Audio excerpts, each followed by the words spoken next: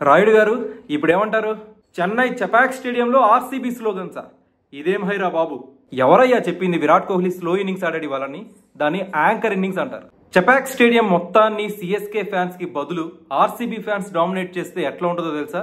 ఇవాళ CSK versus RCB match live లో చూసిన వాళ్ళకి అర్థమవుతుంది. ఇప్పుడు మనం ఖచ్చితంగా ఒకరి కామెంట్స్ అయితే గుర్తు తెచ్చుకోవాలి. అదే Ambati Rayudu, CSK farmer player. ఐపీఎల్లో ఖచ్చితంగా ఆర్సీబీ లాంటి టీమ్స్ ఉండాలి, కానీ ఐపీఎల్ కప్పు గెలవకూడదు.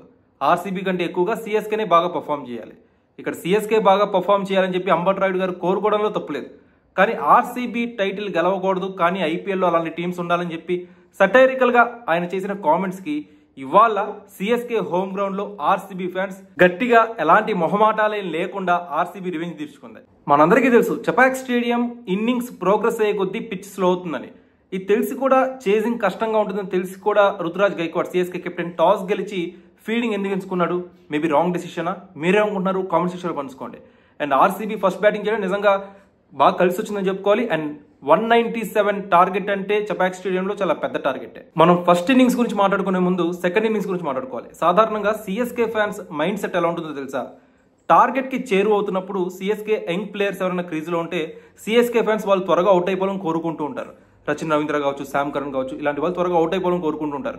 ఎందుకంటే ధోని త్వరగా వచ్చి మ్యాచ్ ని ఫినిష్ చేస్తాడని చెప్పి వాళ్ళకు అదొక హ్యాపీనెస్. అలా కోరుకోవడంలో తప్పే లేదు. ధోని ఫ్యాన్స్ నైజమే అది. అయితే ఇవాళ మ్యాచ్ లో మాత్రం ఏ ఒక్క సిఎస్కే అభిమాని కూడా ఇలా కోరుకుని ఉండరు. ఎందుకంటే ధోని రాకముందే సిఎస్కే యంగ్ ప్లేయర్స్ ఈ మ్యాచ్ ని ఫినిష్ చేసేస్తే బాగుండు దేవుడా అని చెప్పి కోరుకుని ఉంటారు. కానీ అలా జరగలేదు. జరగాల్సిన డ్యామేజ్ ముందే జరిగిపోయింది. లాస్ట్ 24 బంతుల్లో 96 పరుగులు అవసరం అవగా సిఎస్కేకి అప్పుడు వచ్చాడు ధోని. మనం అనుకున్నట్టుగానే అది ఆల్మోస్ట్ అసాధ్యం అని చెప్పి ప్రతి ఒక్క సిఎస్కే ఫ్యాన్ కి తెలుసు.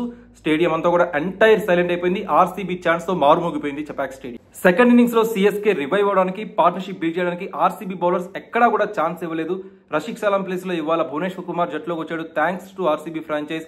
యష్ దయాల్ కావచ్చు, శ్రేయాస్ శర్మ, లియామ్ లివింగ్స్టోన్, జోష్ హజల్వుడ్ అందరూ కూడా అద్భుతంగా బౌలింగ్ చేశారు. ఎస్పెషల్లీ జోష్ హజల్వుడ్ కేకేఆర్ తో మ్యాచ్ లో ఏదైతే మొమెంటం కనబర్చాడు, ఇవాళ మ్యాచ్ లో కూడా అదే మొమెంటం కనబర్చాడు. అండ్ ముంబైతో మ్యాచ్ లో రచిన్ రవీంద్ర అద్భుతంగా ఆడాడు. ఇవాళ కూడా గ్రేట్ నాక్ బట్ హార్డ్ లక్. 31 బంతుల్లో 5 4ల సహాయంతో 41 పరుగులు చేశాడు. సిఎస్కే స్క్వాడ్ లో ఇదే హైయెస్ట్ స్కోర్. అండ్ ఇవాళ మ్యాచ్ లో కొంతమంది యాంటీ ఫ్యాన్స్ విరాట్ కోహ్లీని మళ్ళీ ట్రోల్ చేస్తున్నారు. విరాట్ కోహ్లీ స్లో ఇన్నింగ్స్ ఆడాడు, 30 బాల్స్ లో 31 రన్స్, ఏంటిది ఓడిఐ ఇన్నింగ్స్ ఆడని చెప్పి కొంతమంది ట్రోల్ చేస్తున్నారు. అయితే దాన్ని స్లో ఇన్నింగ్స్ అంటారు, యాంకర్ ఇన్నింగ్స్ అంటారని చెప్పి విశ్లేషకులు చెప్తున్నారు. ఆర్సీబీ ఫస్ట్ 3 వికెట్స్ కి Virat Kohli, Phil Salt, Devdutt Padikkal and Rajat Patidar తో నెలకొల్పిన పార్ట్నర్షిప్స్ మీకు ఒకసారి చదివి వినిపిస్తాను.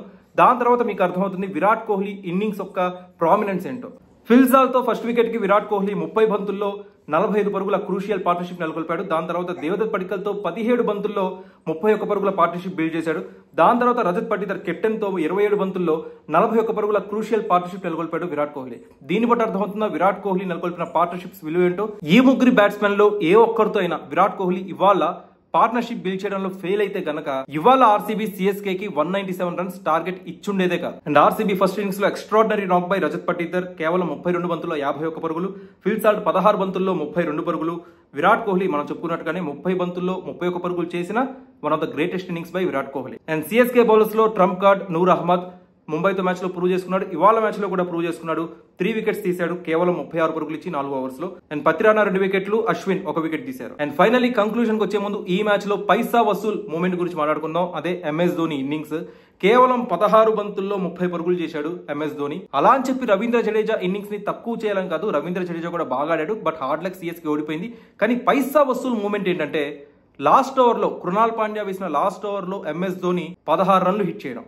ఫస్ట్ 2 బాల్స్ డాట్ బాల్స్, దాని తర్వాత 2 సిక్స్లు, దాని తర్వాత మళ్ళీ ఒక 4.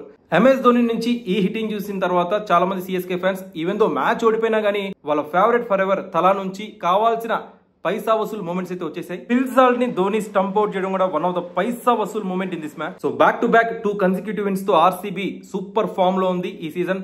Greatest ever start by RCB IPL 2025 season లో. అండ్ సిఎస్కే ఫస్ట్ మ్యాచ్ లో ముంబైపై గెలిచింది. ఈ మ్యాచ్ లో ఓడిపోయినా కానీ ఫర్దర్ మ్యాచెస్ లో సిఎస్కే మళ్ళీ బౌన్స్ బ్యాక్ అవడానికి చాలా రీజన్స్ ఉన్నాయి. చూద్దాం మరి సిఎస్కే ఫర్దర్ మ్యాచెస్ ఎలా పర్ఫామ్ చేస్తుందో. అండ్ ఆర్సీబీ డామినెన్స్ ఎందుకో ఈ సీజన్ లో గట్టి కనిపిస్తుంది. అంబట్ రాయుడు బహుశా ఆర్సీబీని అనవసరంగా రెచ్చగొట్టాడేమో అని చెప్పి చాలా మంది ఫ్యాన్స్ అయితే ఫీల్ అవుతున్నారు. మరి చూద్దాం.